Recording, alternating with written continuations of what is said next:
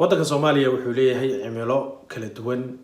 ha noqoto roobka ha noqoto si uu kala sareeyo iyo si uu kala hooseeyo videogan marka waxaan uga hadlaynaa gobolada iyo xilliyada ugu fiican ee baradhada Soomaaliya laga soo saari karo.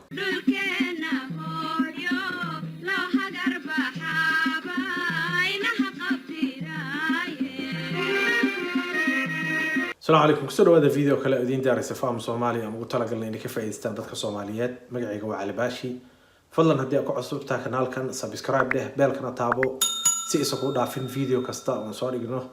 لنا وذاك ولا الله كلا صوماليات سيبقى في يستند ومع سنتين كسر هذا قيبتي صدحات وبربدا عن كسميني فيديو كانوا حنوح لنا حلية يقبل الصومالية بربدا كفي عن إن لقى صاروا haddii aadan labadan video oon hore u sameynay aada fiirsan oo baradhada ku saabsan fadlan fiirso ujeedada aan videoskan ka leenahay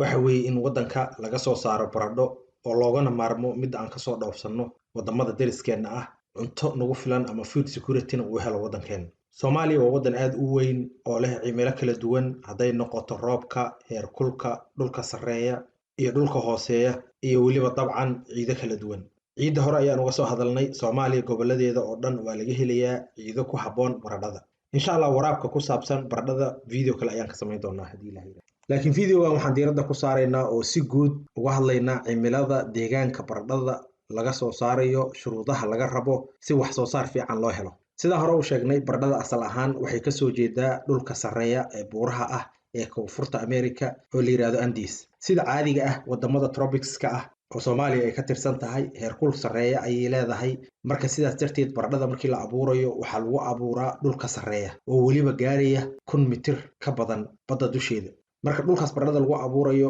wadamada tropics-ka waxa fiican inuu 1,000 mitir iyo wixii ka sareeya uu yahay badda tusaale ahaan Kenya baradhada ugu badan wadamada Afrikaanka ayaa laga soo saaraa meelaha ay baradhada ku koriyaana waa buuro aad u dheer ama dhulka la yiraahdo highlands oo joogoodu u dhaxeeyo 1,600 ilaa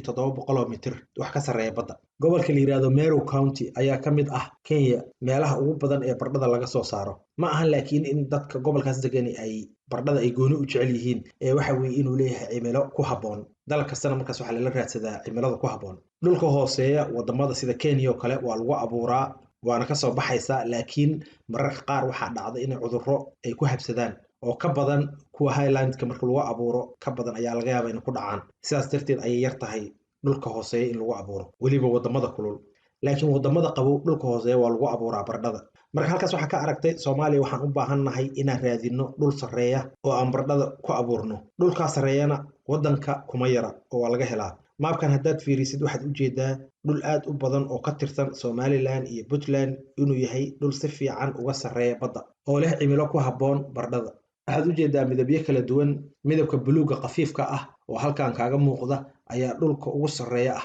oo ka badan 2,000 oo mitir badda dusheeda dhulka midabkiisa cagaarka laga dhigay ayaa ku xiga maab kale oo tusinaya qariidada Somaliland iyo Puntland waa kan hadii aad magaalooyinka aad ka fiirinaysid laakiin kulli dadka deegaankan degan waan hubaa way yaqaaniin cimilada rasmiga ah ee ka jirta dhulkan iyo xilliyada ay qabowga tahay laakiin dhulka ugu haboon waxa ka mid ah ayaan filayaa Boorama iyo Ciragaabo aagooda kulli waad fahamtay ujeedada loo leeyahay wadamada kulul baradhada waxa ku fiican in lagu abuuro dhulka highlandska oo sareeya ayaa ku fiican ujeedada laga leeyahay waad fahamtay sawirkan hadaad fiiriso waa Kilimanjaro oo Tanzania ah barafka saaran waa ujeedaa iyada laakiin dhulka ka hooseeya baraf kama dhaco sidoo kale marka dhulka sareeya ee Somaliland iyo Puntland uu ka qabow yahay dhulka hooseeya Ethiopia iyo Kenya dhul noocaan ah ayay ka faa'iideystaan marka waxa laga yaabaa in isweydiiso tiraadid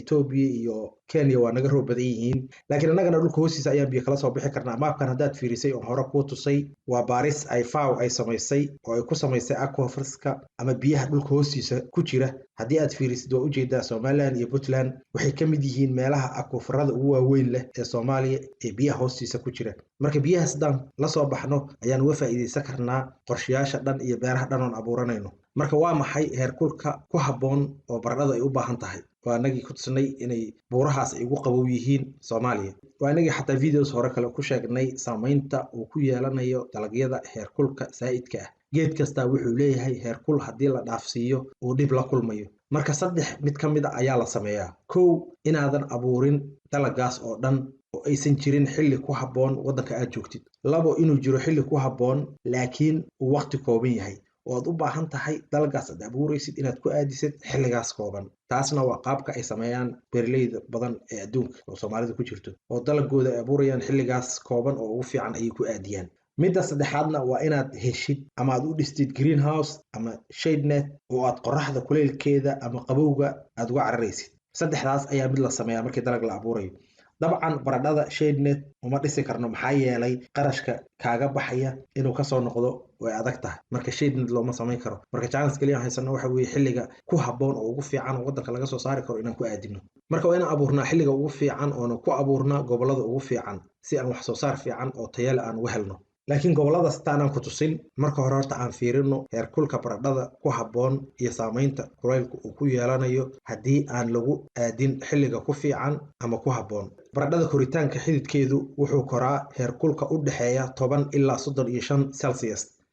laakiin heerkulka ugu fiican oo wax soo saarka fiican laga helayo waa heerkulka u dhexeeya 12 ilaa 25 celsius. sawirka haddaad fiirisid waxaa ujeedaa heerkulka ciidda oo dabcan ka duwan kan hawada. saamaynta ay ku yeelanayso baradhada 20 celsius markay ciiddu tahay ayaa ugu koriimo badan dhanka xididka. xididku badanaa wuxuu saameeyaa inta baradho dhalanaysa. haddana haddii aan fiirino Soomaalida dhulka ay degaan, maapkan wuxuu muujinayaa heerkulka Soomaaliya oo bilbil ah. Soomaaliya marka maadaama ay tahay waddan kulul, waxaa fiican sida aan sheegnay in baradhada lagu abuuro xilliga ugu qabow. weliba waxaa muhiim ah in goosashadu xataa ay kusoo aado xilliga qabow. maapkan Soomaaliya waa ujeedaa wuxuu leeyahay midabyo kala duwan. midabka cagaarka ah oo tiqda ah ayaa ugu qabow, cagaarka khafiifka ahna ayaa ku xiga. adiga halkan fiiri midabka uu ka sarreeyo uu ka qabow yahay. marka November iyo December Somaliland iyo Puntland way qabow yihiin, weliba waxay ka qabow yihiin koonfurta Soomaaliya. marka qofkii raba inuu sii aqriyo reportkan waxaa qoray FAO,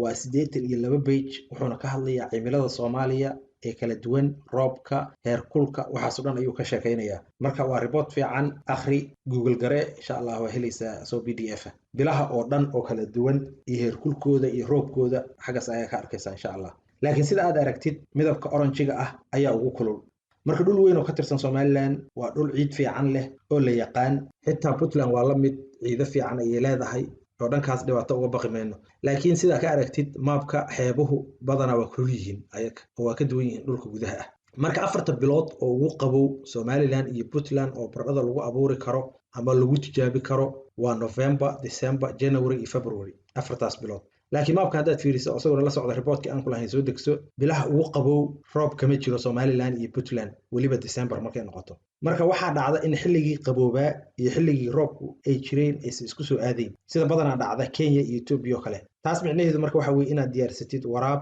inkastoo aan qaababka kala duwan ee waraabka videos ka samaynay, haddana video ayaan ka samayn doonaa insha Allah qaabka ugu fiican ee baradhada loo waraabiyo iyo qaybaha kale oo ku saabsan baradhada sida loo sameeyo waqti ka mid ah xilliyada soo socda insha Allah ayaan mar samayn doonaa. meelo badan oo ka tirsan koonfurta Soomaaliya oo kale si ay ugu soo aado xilli qabow, gurashadu waxaa la abuuri karaa July markaas ilaa xitaa October. meelahaas waa xilliyada ugu qabow sanadka ee koonfurta Soomaaliya. marka tijaabooyin sameeya, waxaa jira varieties ama noocyo badan oo baradho ah oo kulaylka u dulqaadan kara oo xilliyada kale sanadka xataa macquul tahay in la abuuro oo wax laga soo saaro. marka haddii aad tijaabisid xilliyada kala duwan ee sanadka iyo noocyada kala duwan ee baradhada, dhibaato kama imaanayso. tijaabo yar dhib ma keenayso. marka fadlan tijaabadaas wada, wax aan la tijaabin oo qof waqti ku bixin waxba laguma gaaro. marka fadlan insha Allah nala soo wadaag wixii kuu suurtagala, sawirada noo soo dir. laakiin sabab diidaysa ma jirto in Soomaaliya baradho laga soo saaro haddii varietigii, xilligii,